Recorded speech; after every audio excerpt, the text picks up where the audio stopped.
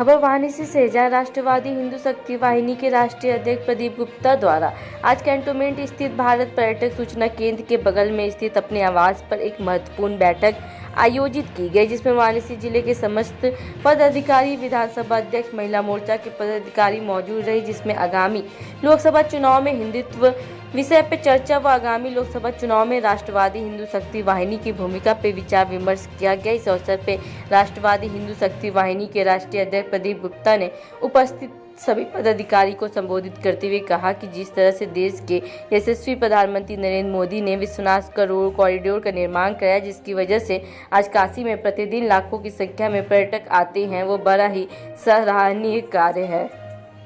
आज राष्ट्रवादी हिंदू शक्ति वाहिनी ने एक महत्वपूर्ण अहम बैठक की अपने प्रमुख साथियों के साथ, जिसमें हमारे जिले, महानगर, विधानसभा स्तर तक के, बूथ स्तर तक के हमारे पदाधिकारी उपस्थित हुए और इसका मुख्य विषय रहा कि लोकसभा चुनाव 2024 और हिंदुत्व की भूमिका। और इस बैठक में हमारे आमंत्रण पर मुख्य अतिथि के हैसियत से भारतीय जनता पार्टी के प्रदेश संयोजक राजेश त्रिवेदी जी उपस्थित रहे। व्यापारी नेता, भारतीय जनता पार्टी के व्यापार प्रकोष्ठ के साथ संयोजक राजकुमार शर्मा जी विशिष्ट अतिथि के रूप में उपस्थित रहे। और आज इस बैठक के माध्यम से हम लोगों ने ये तय किया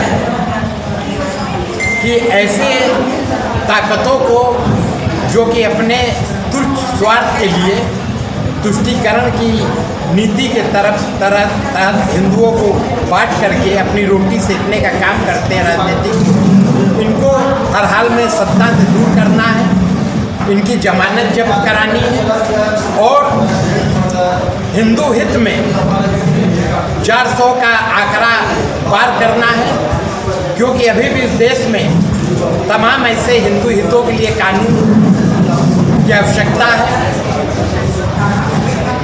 और उसके लिए बहुमत जब तक नहीं होगा तो कहीं ना कहीं से हिंदुत्व कमज़ोर होगा।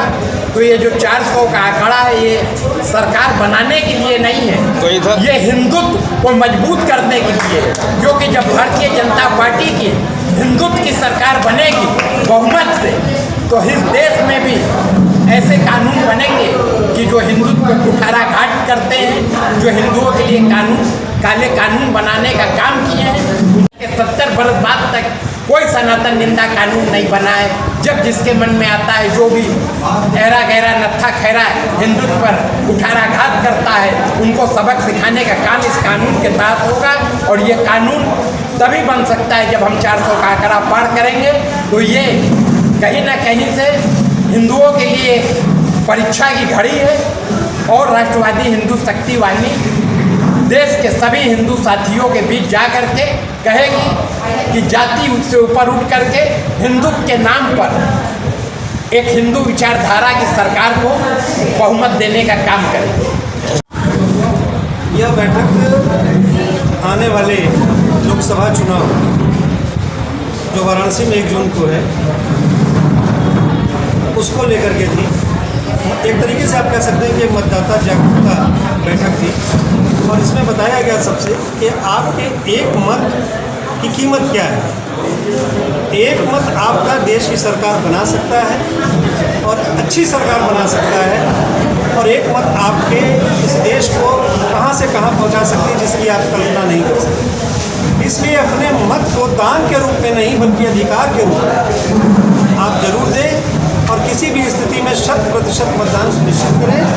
हमें अपने देश के प्रधानमंत्री और वाराणसी के प्रतिनिधि को बहुत ज़्यादा मतों से जिताना है। उसको लेकर के यहाँ पर एक तरीके से जागरूकता का कार्यक्रम किया है। विपक्ष भी ताल ठोक रहा है, दम भर रहा है।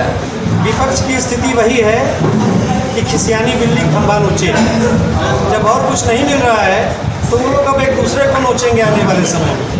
आप देखते जाइए, ज्यों ही चुनाव नज़दीक आएगा, बारी बारी सारे लोग एक दूसरे की ही खिंचाई करेंगे कि हम तुम्हारे वजह से हार रहे हैं, तुम्हारे वजह से हार गए। हकीकत यह है कि Bharatiya Janata party full fledge majority बनाने जा रही है। हम लोग 400 के आसपास पहुंचेंगे, जबकि इनकी स्थिति ये है कि ये लोग हम लोगों से 1/4 की स्थिति में पूरा भी